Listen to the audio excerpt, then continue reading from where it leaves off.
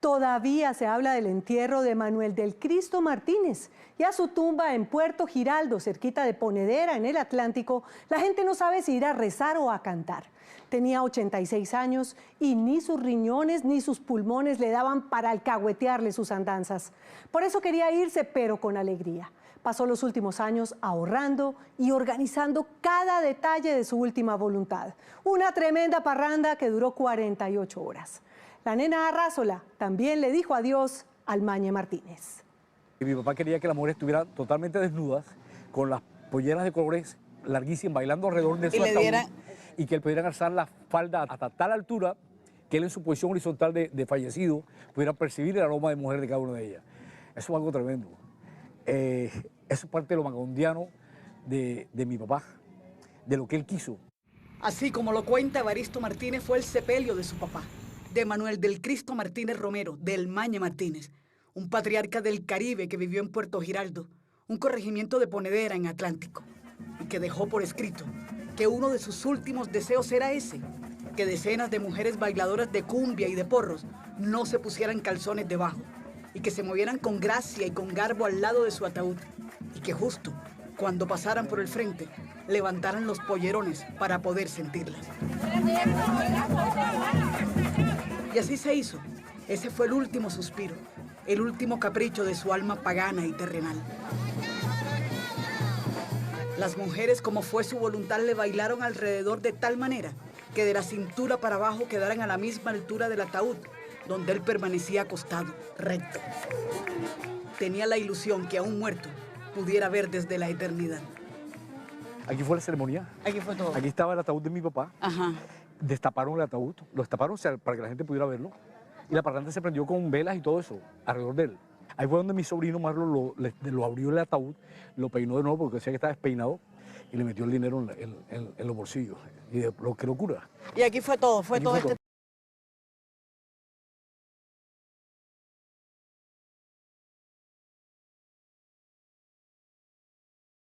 Yo creo que eso estuvo hasta las 3 de la mañana, porque mi papá había condenado a uno de los bailarines a no sé Carrillo, no recuerdo quién, que tenía que bailar de alrededor de él hasta las 3 de la mañana. El hombre no se fue hasta que no terminó las 3 de la mañana.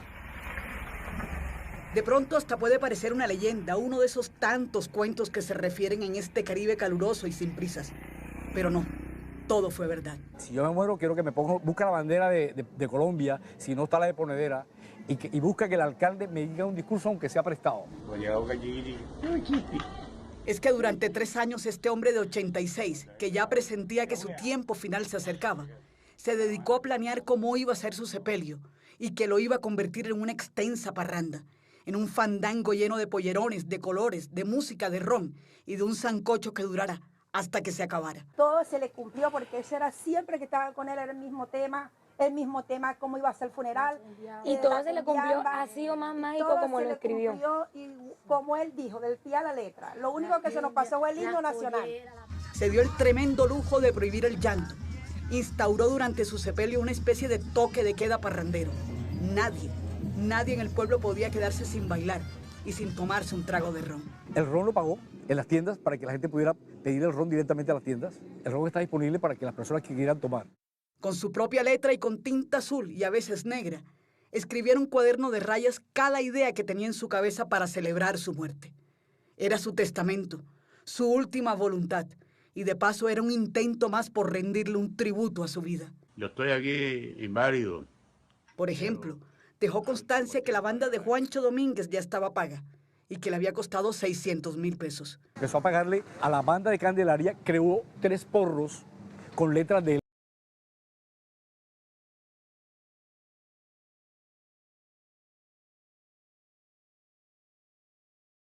Candelaria para que Juancho le ponga la música. Con la esperanza perdida, aunque sea mi destino, no dejo de amarte. Decretó como el patriarca que fue, que el primer día de su velorio se hiciera en la casa de su hija Yomaira y que fuera atendido por su hija Socorro, para que Yomaira pudiera bailar como fue su deseo, pero que a la hora de repartir la comida, Yomaira y Socorro estuvieran al frente. Papá le compró a Fonseca, que vive en esa cuadra, la vaca que se iba a sacrificar para el sancocho. ¿La compró hace cuánto? El sancocho lo iba a hacer Juana Martínez. Él empezó a preparar su muerte, su entierro, su funeral, 3 años atrás. Y de nuevo la voluntad de Mañez del Cristo Martínez Romero se cumplió al pie de la letra. Juana Martínez hizo el sancocho y Juancho Domínguez le puso la música. No sin antes dejar muy claro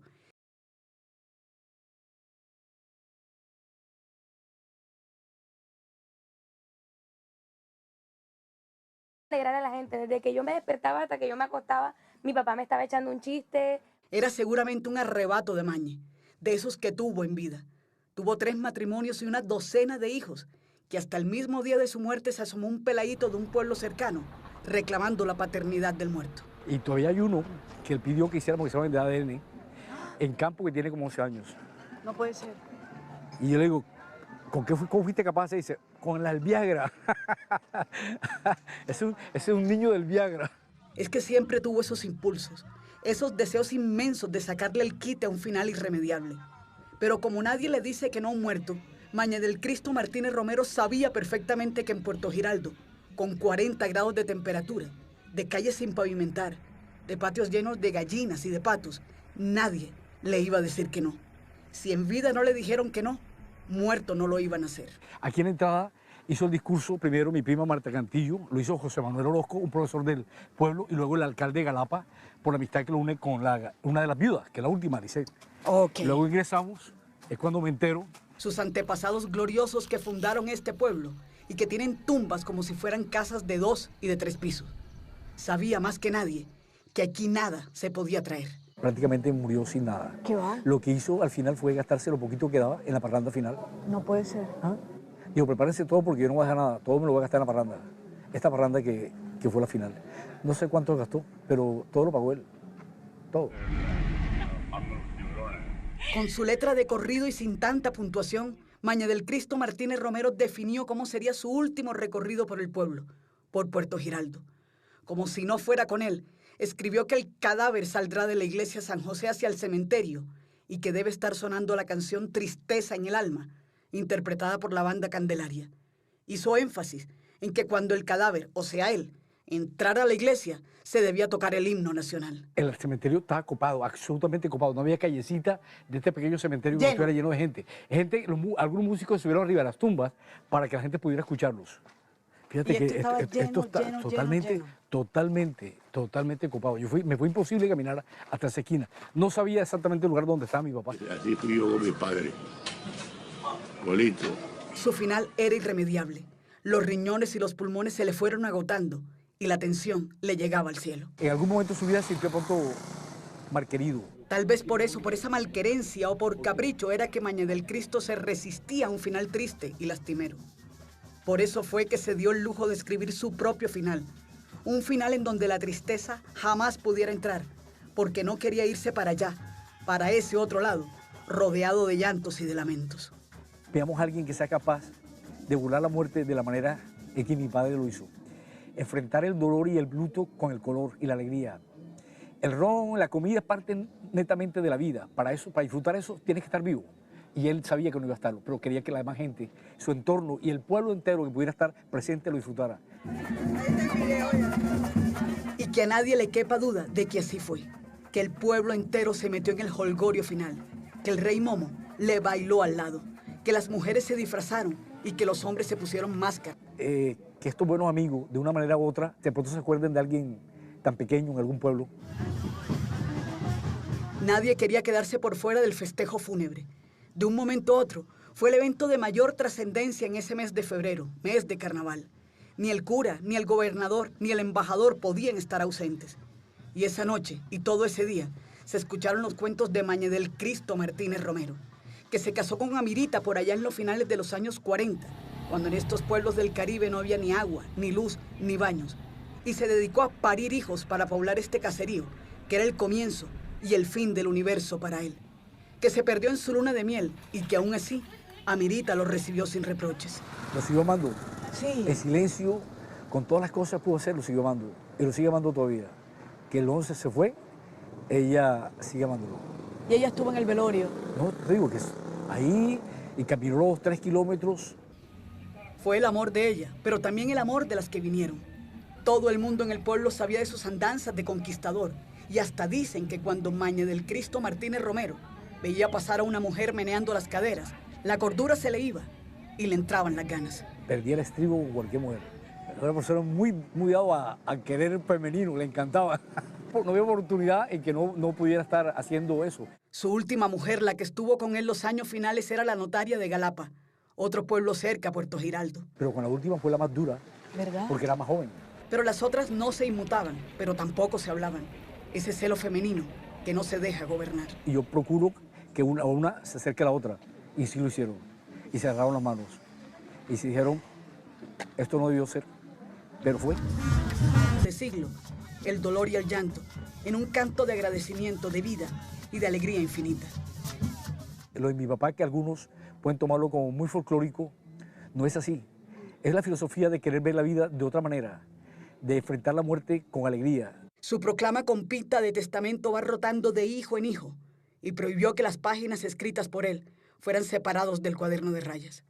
En otra hoja, Maña del Cristo Martínez Romero dice que la ropa hay que repartirla entre Manuel Cervantes, Tomás Pallares, Andresito Güete y Esteban Casiani.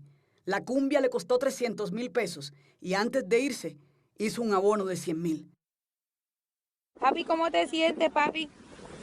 Todos sus deseos se cumplieron. Sabía que sus 86 años se le iban gastando, que sus pulmones se le iban llenando de agua y no de aire, que caminaba con ayuda y que ya pasaba más tiempo en cuidados intensivos, y eso no era para él. De ese lado se condujo el féretro.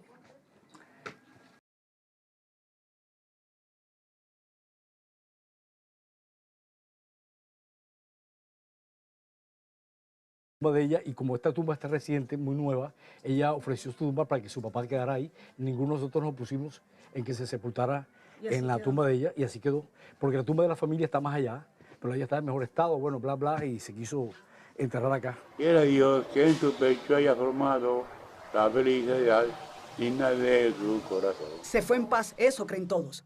Aquí reposa y aquí vienen sus hijas a rezarle, a decirle que acá todo sigue igual, que de su funeral se habla hasta en el cielo y que todo se hizo según su santa y caprichosa voluntad.